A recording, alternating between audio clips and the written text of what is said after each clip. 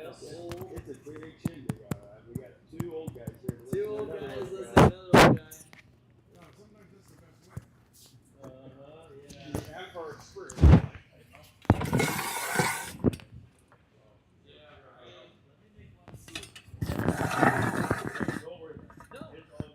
I know people.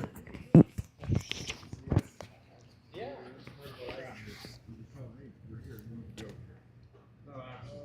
I was planning to. There's a chance today.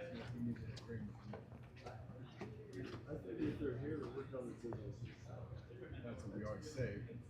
Do you walk up to them and say, what are you working with? So I like your guys, we just were doing the franchise.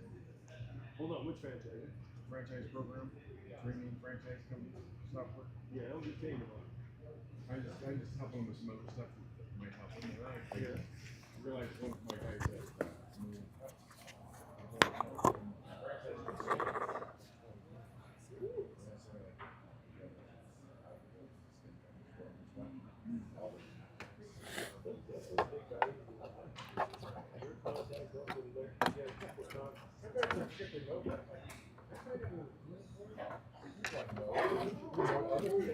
you do lots of work. And it's funny because now you know people I don't know. You don't know. That's a whole other world. I am one person away from someone. And I'm doing some talking, so I'm going to talk to you. My good friend is good friends. They all do. So the way that sports movement, they put a call into it. And he's like,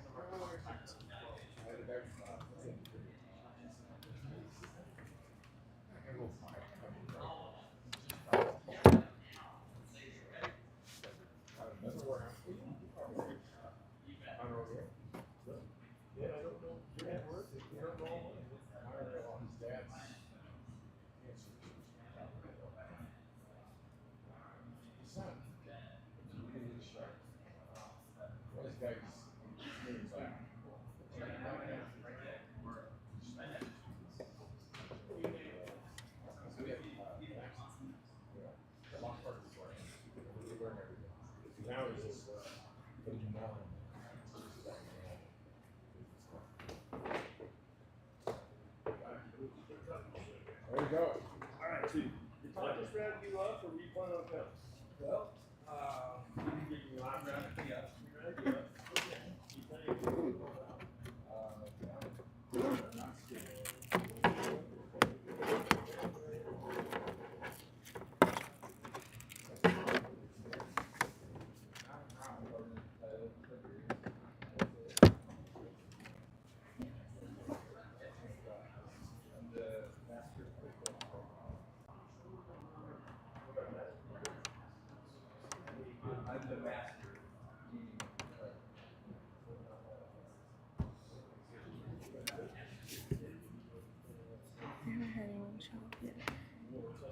Just this one guy that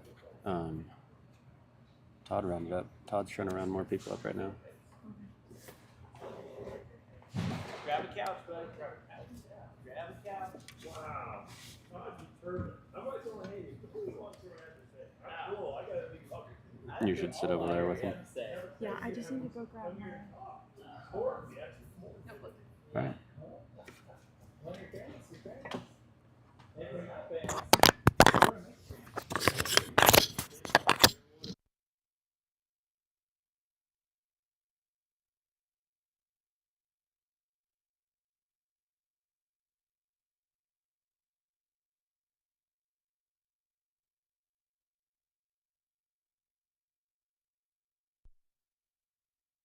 Here, young man. Give you this. If that's all right. All right.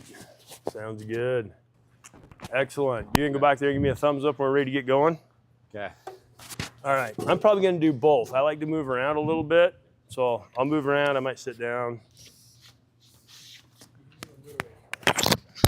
A little intro. Okay. While you're sitting there, go to clintargyle.com. Real quick, just buzz it up. I only have that because people like you say, hey, I want to get to know you a little bit. I say, okay, go to clintargyle.com. Make it easy for you. That's a good looking picture. Holy smokes. Thanks. My wife helped me. Photoshop does amazing things. Between that and LinkedIn, you can learn a little bit more about me, but I'll give you a quick intro. Okay, camera guy, we ready to roll? All right. And then camera guy, do you want me to look at the camera once in a while? You want me to address the audience? What do you prefer? Okay, sounds great. All right, welcome everyone. Glad to have you here at this wonderful iHub event. I'm Clint Argyle. I'm one of the mentors that comes here and helps give service to help young aspiring entrepreneurs have success. One of my greatest joys in life is giving back. I had so many people help me in my life's career that I like to give back and help other people with their career. So if I can help you today further your career and help your success and help you be more self-reliant as an entrepreneur, then I've had a good day. So this will be really fun. My background is basically being a serial entrepreneur. I started my first real business when I was 21 years old. I found there was a need for somebody to haul garbage, just regular residential garbage service, and found there's a need. People were willing to pay me for it, so I started a garbage business, and I was able to pay for all my college education and my university education. So 4 years got paid for by my business. It was awesome. And the best part about that, what I liked, is I was doing applied, because I was in business school, and I was able to do applied lessons from what I'm learning at school, and I could apply it in my business. So that worked out really well. And then I went on to start a company inside of a company that I was working for as a sales guy. Then I learned as a sales guy there was a need for training, and then I saw a niche, a new opportunity in there, so I started a software training company. Grew that to about 80 employees when I left, sold and merged that company. And then I started some more companies. You can see that on my history on clintargyle.com or LinkedIn. That's all there. I just love entrepreneurship. I always tell people I don't really know what I'm going to be when I grow up because I just keep getting into different industries. So I've literally been in 8, 10, 15 industries, depends how you count them. And right now I'm an angel investor in about 5 different companies. And they're product companies, tech companies, and one of them is a charity. So that's what I like to do. I found I'm not really good at running multiple companies. They operate at the same time. So I'm more of a serial entrepreneur, start one, run one, sell one, start one, sell one. That's what I'm better at. I know some people are great at running multiple companies at the same time, and I haven't been able to do that. I fail miserably at it. So my next venture is this angel investing where I don't have to be the operator. I can just mentor, guide, and direct, be on the board. And that works pretty good for me because I don't have to be the guy day in and day out running things. So far so good. That's coming along pretty well. All right, my understanding is you guys want to learn a little bit about finance from an entrepreneurial's perspective. So you have to understand my background is marketing and business. So I didn't get a finance degree, all right? But finance is super important. Before I dive into what I've prepared, though, I'd like to know what are some of the things you're hoping to get out of your time here today? Because this isn't free for you. You're now investing your time in being here listening to me. So let's start over here. Young man, what would you like to learn today? Why did you come sit down on that couch? Yeah, with my startup, I'm in a pivot point of deciding how to fundraise, how much to look for, where to go for that. So. Okay, excellent. So we can address that for you. We'll give you a minute to think about it.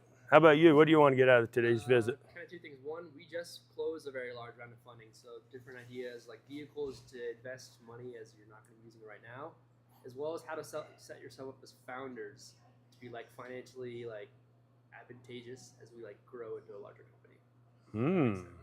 Okay, that's wonderful. I like that one. How about you? So we're very early stage, but we're having that phone conversation in the next couple of weeks about equity and what that's going to look like among co-founders. So any advice on that? Okay, excellent. Got some words of wisdom from recent experiences on that. And you? I would just love to get your take on accounting. I wouldn't say I understand it fully. I've filed a lot of taxes over the last 10 years, but okay, just good strategy, how to set up. So I'm getting into QuickBooks right now. I'm trying to organize expenses beyond just my own LLCs, business transactions like I've typically done over the last several. So using QuickBooks to kind of organize it, and as we're investing in multiple different projects at the same time, maybe there's some tools that can help me keep everything straight for several different efforts. Okay, under the same excellent. roof. I think the things oh, young lady, how about you? I don't have a company, but if you need water, I can go and grab it. All right, I'll take one. Sign me up. All right, back over here. What would you like to learn? I think just understanding my numbers. I'm at the point in my business where I'm spending a lot of money on like inventory, tools, and some things like of that nature. So understanding like, okay, how can I properly track and ensure that there's still profit margins where I can grow and like he said, be advantageous for the founders to still make money as a business. Okay, excellent. I think I can cover all that. 1 second, we got a newcomer. What would you like to cover? You know, I have my numbers just kind of all together in a way that makes sense to me, and I want to feel more solid about like asking for evaluation that I think is fair, and just to see like what the perspective of different investors would be at looking at an evaluation for a startup, so I can know like, okay, what's reasonable to ask for from their perspective versus what I think is reasonable from my perspective. All right, and I think you understand that they're both going to be different, right? Yeah. Okay, good. Question here? I was just gonna say, if you need more talking points, it's fine if you don't cover it. But like, what like financing, accounting things should we take on as founders, and to what stage should we bring someone on? That's either like a full-time CPA versus just a consulting CPA, or someone else doing like financial like forecasting, kind of like. Oh, that's easy. Right now in today's world, just do fractional. Just have somebody be a fractional CPA for you. You don't need a full-time one unless you get to be a real big company. So right now, fractional for that one. Okay, and we got another newbie back here. Young man with a water bottle. What would you like to accomplish today by your time being here? That's a great question. All right, you want to think about it? Yes. All right, you got time. Okay, so again, I'm going to give one more disclaimer. That is, you're getting my opinion from my years of experience, not being a finance major and a CPA or anything, okay? So this is Clint Argyle's opinion, and I was going to teach you what I've learned and what I know. All right, and I'm going to try to teach you guys principles because I don't know your individual businesses. I'm going to give you true principles that will help you navigate your lives. That's what I'm hoping to do, okay? All right, so one of the things that I learned from a prior mentor, his name was Hal Wing. He's passed away, but he was a very successful business guy, and he was one of my mentors. And he taught me this quote: the thread of finance is the thread that weaves through your entire organization. And when you understand that principle, you're always going to look at every part of your company and say, how's finance touching this part of the company? Okay? Because it does touch every part of your business. And the lesson I got from that quote was that I need to be paying attention to that thread of finance and how it's working inside of each department, whether it's operations, whether it's marketing, whether it's any part of the business. How's that thread of finance weaving through, and how's it affecting all the different departments? Okay? The next thing, cash is king. I hope you've heard that a few times. If you don't have cash, you're going to be in big trouble. So I heard you're raising money. You just got into raising some money. Congratulations. Fantastic. So you have cash.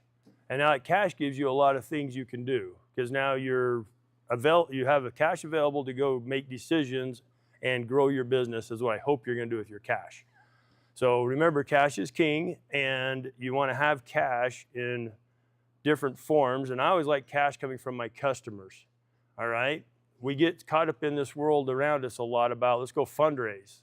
Well, the cheapest way to fundraise is provide your customers value, and they're willing to pay you for it at a profit. So I would encourage all of you to do your best at getting to a profitable business as fast as you can, and that way your customers are funding you. And I always like to make sure you guys have skin in the game. So as an angel investor, I know that some of you guys are young students, and a lot of you didn't make a ton of money on summer sales, and you don't have a whole great big bank account to draw from. But you still have some money to have cash in the game. So if you came to me as an angel investor, I'd say, great, what cash do you have into your business? Do you mind sharing, or is that confidential? Probably close to 100K.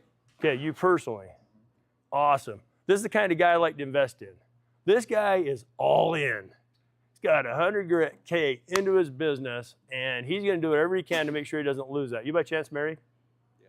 His wife isn't going to want him to lose that either. Don't tell my wife. She's really committed. Yeah.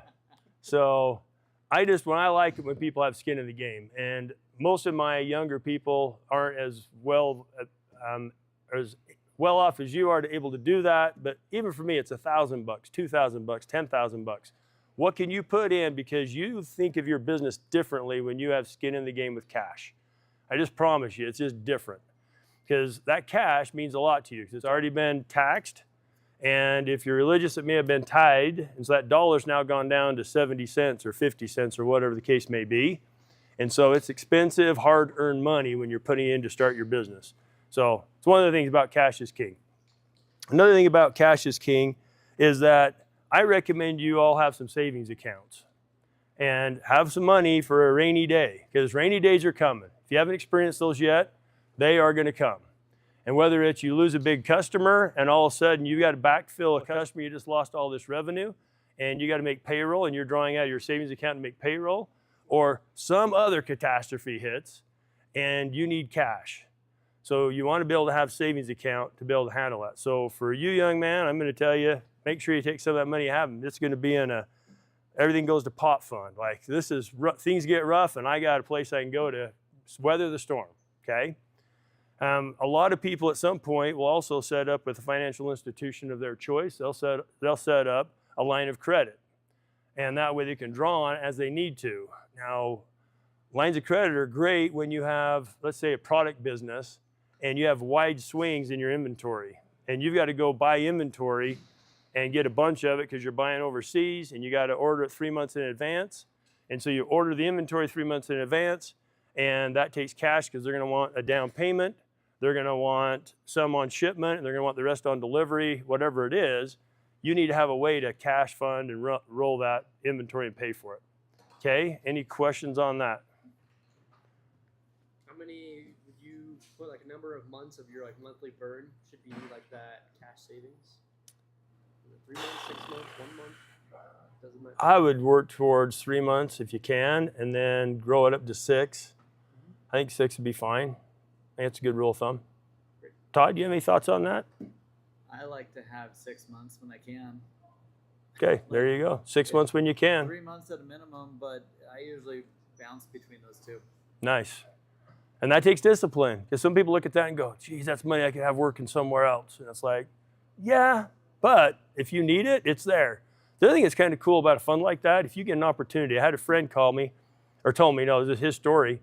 He's in manufacturing and he saw what was going on in the world and with the tariffs and stuff. So he had the opportunity within a day when the tariff war started, he went and bought a whole bunch of aluminum metal stuff for his business. And he bought it at the prices before the tariff war started. During that 2 or 3 months, it just went like this. And he bought it and was selling it to the customers at this rate. And his profit margin went like this because then he could start charging them at this rate. It was smart, but he was able to do it because he had that reserve. The point is he had the cash. Yeah, that reserve, I find the biggest thing that I am grateful that I think of half the time is that know which employees are the ones you need a W-2 and keep in-house, and know which people you can outsource to as subcontractors.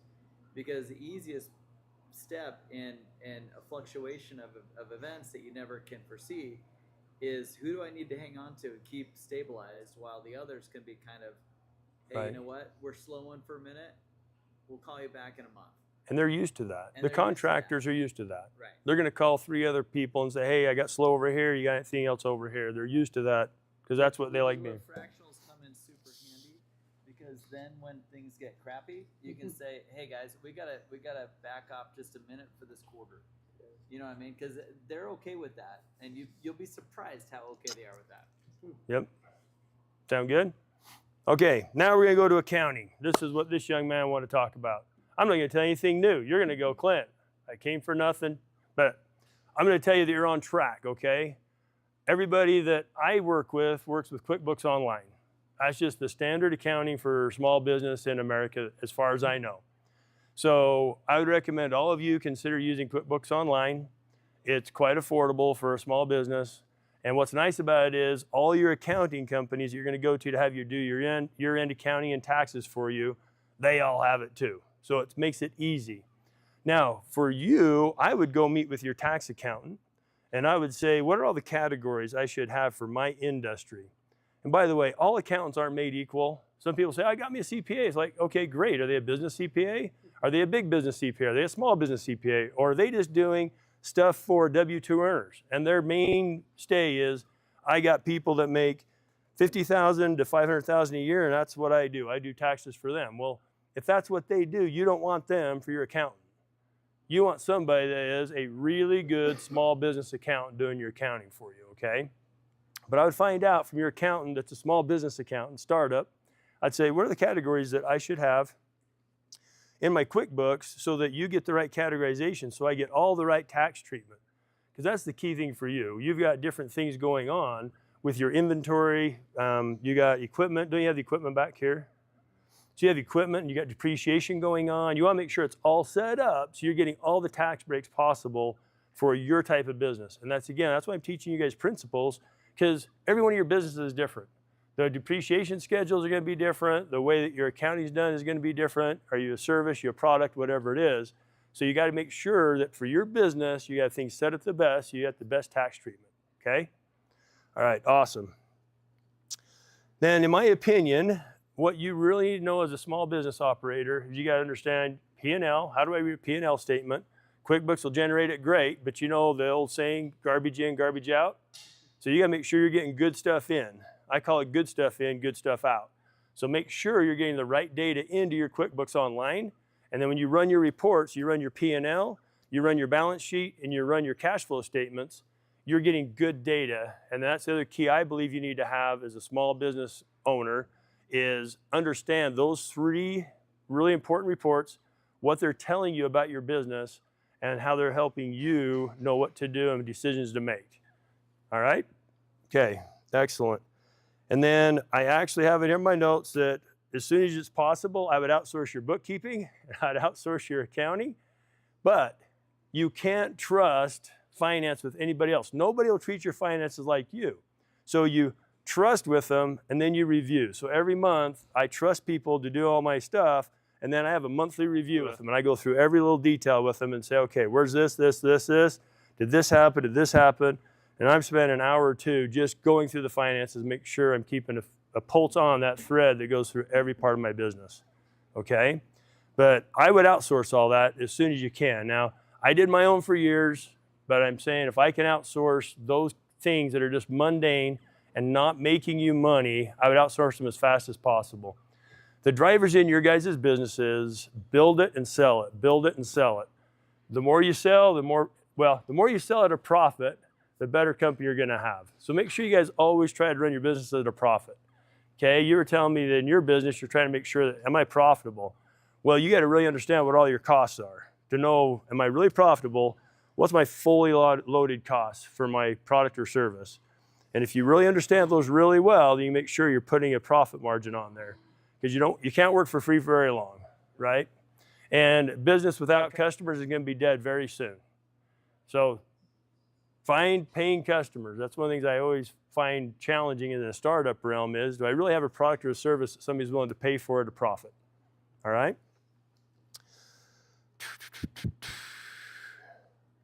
And by the way, I prefer having the same company doing my bookkeeping, my accounting, and my taxes. And that way, at the end of the year, there's nobody doing this. It's like, you can't do that. It's this, because it's all your company, and you're in charge of this. And that's your team member, that's your team member, that's your team member, and you go figure that out. So I like to have it all in one shop, okay, even though it's different functions. Clint, yes? on that note, I think the very first industry to really fractionalize this kind of leadership were CFOs. And so I highly suggest you guys find a fractional CFO who does this type of thing for you. Does the year-end taxes, does any like quarterly payroll accountability reporting and stuff like that. Because there's so many ways you can get tripped up on your finances, and it's not worth your time to go back and fix those messes. Have someone who can give you the monthlies and the quarterlies and just give you a snapshot of what your business looks like every month. And they can answer questions you won't even know to ask. What would you budget for someone? There's some that are as low as like $300 or $400 a month that just have a controller, and they just kind of look at your QuickBooks, generate a report for you, and then the bigger you get, the more expensive they get, but it's still generally going to be cheaper than hiring someone in-house. And the problem with in-house is you get one person versus fractional. You get a team of people that have specialties. And that specialization gives you more power from my experience so far. I totally agree. Okay? All right, let's pause for just a second. I know I'm supposed to do Q&A here. So anything I've said so far generating questions? Like you're going, I need to understand this a little bit better. No? Okay, great. So another thing that was on the list of things you wanted to talk about is forecasting. So I'm assuming that is forecasting revenue, forecasting inventory, that kind of stuff. All I had was the word forecasting. So that's what it means to me. So why is it important? It helps you learn your business cycles or the seasonality of your business. I'll guarantee you, don't be surprised if you go, what the heck just happened? We had very low sales in this month. I'll guarantee you, every one of your businesses is going to have some cycles. So one cycle that everybody can count on, unless they're in the retail space, is Christmas. Really, there's about 2 weeks that nothing happens in December in our country. Unless you're in retail, and that's when you make all your money. So if you're Amazon, you're making a ton of money from Black Friday to January 1st or whatever that window is. But if you're not in those industries, then it's a good time to take vacation. It really is. So I just want you to be aware of forecasting helps you make those decisions of what cycles am I in. And then a key thing for all of you to remember is make sure that you're tracking it. So it's not just I made a forecast and I either made it or I missed it. It's learn from the forecast. So you do your very best to say, okay, this is what our sales are going to be. This is how much inventory I'm going to need. This is what I'm going to need to make this decision. But then take the time to go back and say, okay, what really happened? What guesses was I making? What decisions did I make to make that forecast? And why was it, if it was off, it was dead on, you can go, whoa, let's do that recipe again. But if it's off, you say, what assumptions did I bake into this that were incorrect and I need to adjust? So you adjust those, and then you can learn from the next month, the next quarter, and the next quarter, and you can do a better job at forecasting and hitting your numbers. Now, if you've noticed the stock market, it moves a lot based on your forecast. So if CEOs are forecasting in a public company to make this much money or this much money and they're off of their forecast, the market beats them up, especially if they're below their forecast. If they're above their forecast, sometimes the market rewards them. But it's a big deal, and you're going to start learning about doing that. And then one of the other things is you're going to start giving reports back to your investors. So you've taken on money, you now have partners, and they're going to have expectations. And one of the expectations is you're going to communicate with them of what you're doing with their money. And are you helping that money grow so that they get return on their investment? And if they didn't tell you that, I'll guarantee they have it, okay? And you might want to be asking, if you didn't find out, what are all your expectations now that I've received your money and I'm now running the business? What's those expectations, okay? Also, the other thing with forecasting is helpful, as Todd pointed out really wisely, is it helps you forecast people. So if you're doing a great big ad campaign and you're expecting it to generate all these sales, then the forecasting can help you with, okay, I need to add people to fulfill those orders, or I got to let my 3PL know, hey, we're doing this great big campaign and we're expecting a surge of 100,000 units, and we've got them on order. They're going to hit your warehouse on this date. You need to be aware of it so you can have room for the inventory. You need to up your people that you're going to bring in to be able to ship all these orders for us. And then that becomes not only forecasting, but communicating. You got to communicate to your whole chain that this is a big thing we're doing. We're doing this massive ad campaign, and this is what we're expecting to happen with the ad campaign. All right? So those are my thoughts on forecasting. Key thing, make sure make sure your forecast, and then, oh yeah, I already covered that. So you take time to look back and dissect it. So we got that covered.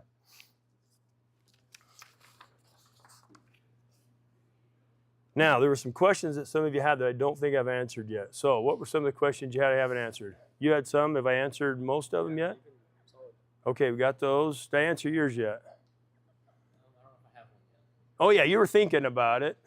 You had some questions. Which ones I haven't answered yet?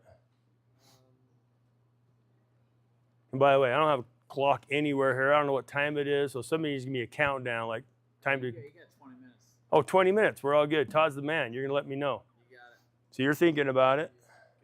Back over here, if I answered some of your questions, any that I need to cover. Like hire somebody who knows what they're doing. The right people. Exactly. Because really, if you're selling more product and you're building more product, there's nothing more profitable for you to be doing. And if you're doing your accounting, you're spending hours and hours on it because you're not really good at it and you really don't like it, that might not be the best use of your time, right? Yeah, it's just, a lot of the efforts I'm trying to track are grassroots efforts.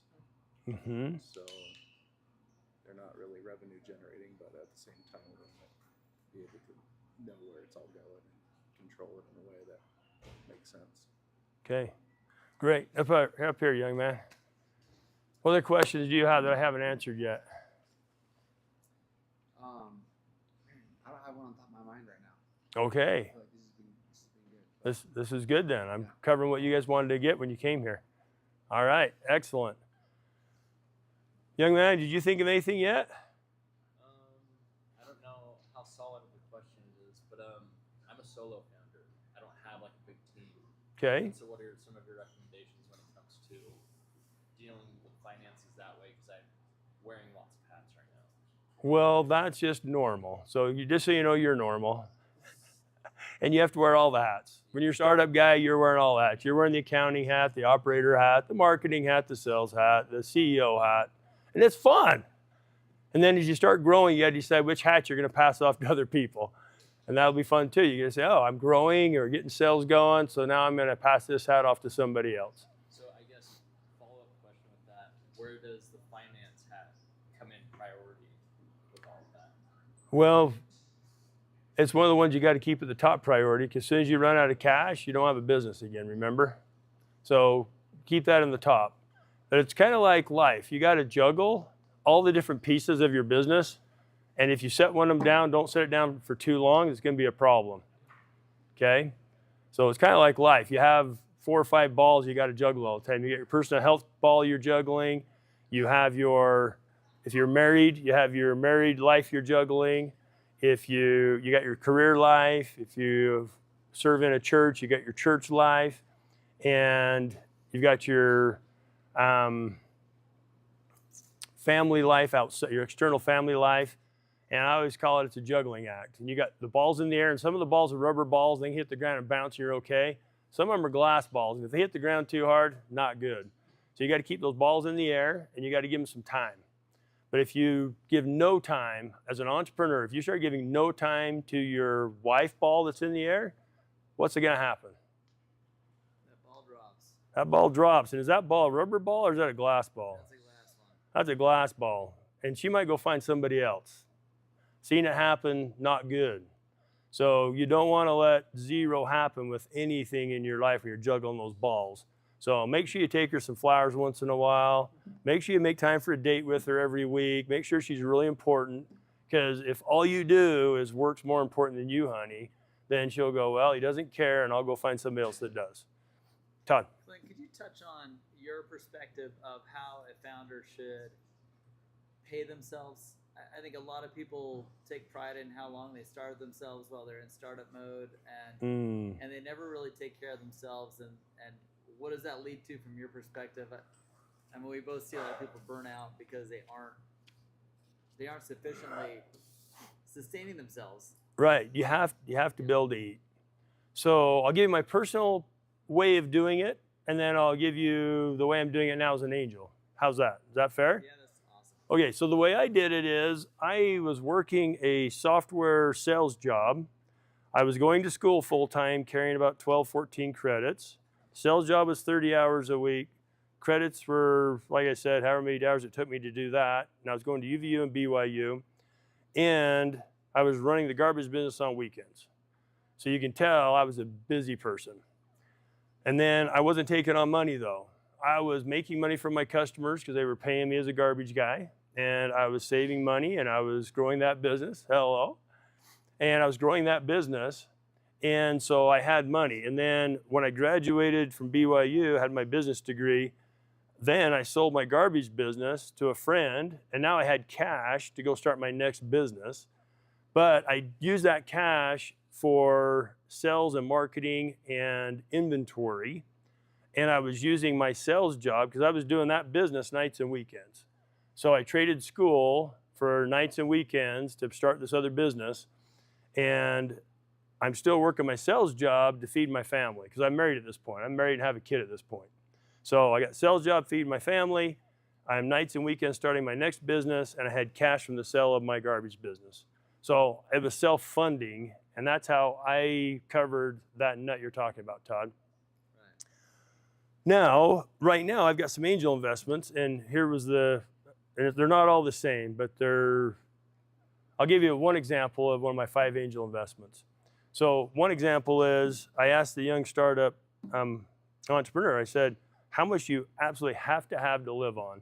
He said, Clint, I can live on about $1,200 a month. And I went, wow, bless you. If you can live on $1,200 a month, awesome. So we agreed up front that the angel money that we put in, he would have $1,200 a month to live on, and we would be able to take the rest of the money on the angel investment to get the business started. And that way he didn't have to work a part-time job, go to school, and try to start the business. So those are the 2 formulas I've been playing with and working with. And I'm sure there's other answers to that question. What are some of the things you found that work, Todd? No, I mean, I just need to, I feel like I'm constantly iterating to a lot of founders that you don't know your true costs until you're actually paying yourself or someone to do that thing. And so I feel like they get a nasty surprise as they grow because now all of a sudden their costs increase because they had to hire people to do what they were doing. And so if they go from being a zero sum of money to fulfill all these other things, and now they got to pay for it, their costs are all out of whack, and they got to go back and readdress things with their clients. And so I just suggest that whether or not you actually pay yourself, budget that amount so that you've got that kind of allocated in your cost analysis. Yeah, so as you said that, I thought about how I did it with the company I started after I sold the garbage business. So I was doing the sales job, and I realized that I wanted to jump from the sales job to full-time on my next company, and I figured it out. There's about $3,000 a month is what would cover my mortgage and all my other expenses. And so we set the goal that as soon as we got to where we could pay ourselves $3,000 a month, we'd make the jump. And by the way, that day was really scary for my wife. She's like, we got this sales job, it's secure, you bring in the paychecks and it works really good. And we're gonna jump to this unknown called our own business. But we never looked back since we jumped, but it was scary at the time. But that's the way we did it, is we said, okay, once we get enough revenue and profit in the business that we can pay ourselves $3,000, then we're gonna make the jump. So we made the jump at that point. So, great. Other questions? Yes? Is there anything you feel like young startup owners like miss in the finance world that is gonna like hurt them when they go to sell their company in 5 to 10 years? Is there like something you would talk about? Yeah, absolutely. So that is a lesson I've just learned recently, and it's the way you structure your business. So are you an LLC, a C Corp? What are you? You're a C Corp. Delaware? Nice job. You got it figured out there. Now, are you the founder, the visionary guy? I'm the CRO, so I do everything with finance. So you're the CRO. All right. So one of the big lessons I learned is VCs, if you're going to keep going down this path of growth and you've got to have more money in the future to skyrocket, then the VCs are going to want to have the main person on the team, the idea, visionary, rainmaker guy, jockey, as Todd's called him in some of my meetings. They're going to want that person to have a big enough stake in the business that they're going to stick around as they get crammed down round after round. So 40 to 60% for that person. Somebody like you is going to be less than that, is how they're going to look at it. They don't want a bunch of equal partners. They're looking for jockey that's got a bunch of skin in the game. Next round, rung down maybe 15, 20%. Next round down 15, 10 or whatever. We just had to do a whole recap on one of my angel investments because we missed that point. We were smart on the Delaware C Corp, but the way we structured the cap table wasn't where VCs were looking for. So, okay, awesome question. So that kind of goes into my question, but how would you, so what we're doing, the way it started brings up some difficulties. So it started actually just like brainstorming in a group as a school project. We looked at it and we're like, holy crap, this is actually something. And so turned into, taking it a little bit farther down the road or bringing it forward. How would you structure a performance-based equity system so that like the equity works out? If that makes sense, because it's kind of right now we're at this point where we know that there's like this impending conversation of equity, and we all know it's not going to be equal, and so we're kind of like competing against each other so that we can, I don't know, kind of bring that up when we have that big talk. Does that kind of make sense? It makes a ton of sense. So here's what I'd recommend, because sitting right next to you is a money guy. He runs a fund, and they have a formula of what they're looking for and where value is. So what I would do if I were you, okay, I would schedule a meeting with Spencer Rogers and Todd Manwaring and all of your founders, all the people on your team. Now, okay, don't say we're going to come see you someday we need money. You're going to go see them right now, and then you're going to tell them, okay, here's what roles we think we're going to fill as co-founders. And by the way, that's another thing I'm doing now with angel investments. We're not giving people roles of CEO or CTO or CRO. We're calling them co-founders right now because you don't know how things are going to pan out. You don't know how many hats, to his point up there, you don't know how many hats every one of those people are going to need to wear. We had a CTO kind of guy. He was a tech co-founder. All of a sudden, he's into sales because we need him in technical sales. And he was telling me for years, I'm not a sales guy. I don't do sales. And I go, you do now. You are a technical co-founder. You're now selling all the CTOs why they should let this be on their system and why it's a no-brainer for them to tell the CEO yes to our sales pitch.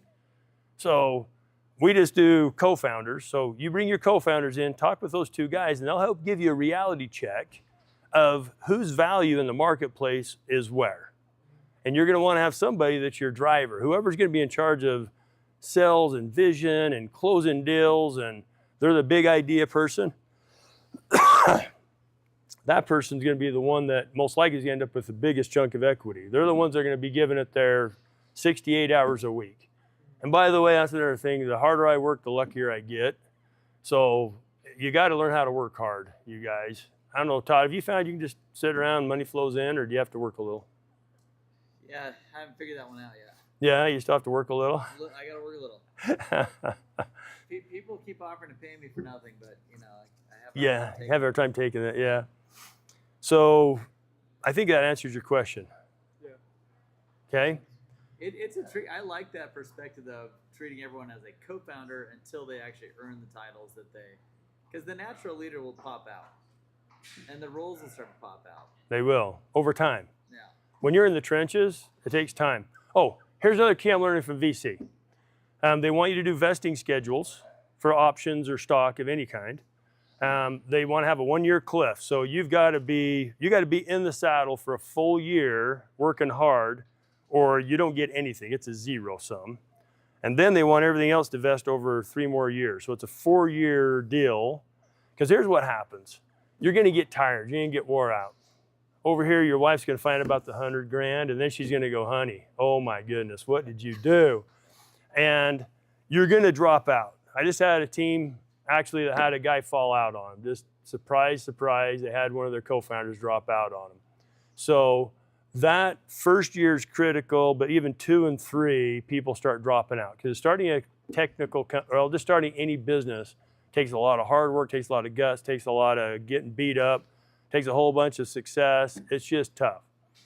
So that's why this model, from what I'm hearing, is pretty standard of 4-year vesting schedule, 1-year cliff. Okay, so if you don't have that yet, you might want to start looking at that. We got that. They'll even reset you when you get later rounds. Okay, great. So now you have that, and so then you need to set in your milestones and say, for this technical co-founder or CRO, here's your milestones to hit. And if you don't hit the milestones, before you vest, we're having a conversation. Because once they vest, that's a big deal. Because now they own part of the company. If they're not in it to win, then you're going to have to replace them, and then that's called dead equity on your cap table. And VCs don't like that either. They're going, this person has 6% on your cap table, and they're not contributing, and we're investing in that? That's a challenge, at least from my understanding. Okay. Now we're into major Q&A. Who else has questions? Well, good. I'm done, Todd. Okay. Awesome. Thank you, Clint. You're welcome. You guys, we're gonna Thank you be for reaching coming. out to each of you. Thank you for coming. Thank you for being here. Water now? Sure, it'll help. Okay, I'll go. But we want to improve this series. We also want to add like your feedback to what you did and didn't like about it. We want to make our mentors far more accessible. Clint and I both have been active mentors here at the iHub, as you may